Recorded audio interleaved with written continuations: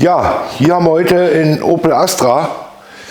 Der ist nicht durch die Hauptuntersuchung gekommen, wegen erheblicher Mängel. Wollen wir uns den mal angucken. Wenn ihr euch das Video angucken wollt, unten ist ein Link in der Beschreibung. Da könnt ihr dann das komplette Video sehen, was wir festgestellt haben an dem Fahrzeug. Ja, dann würde ich sagen, klickt unten an, guckt euch das Video an.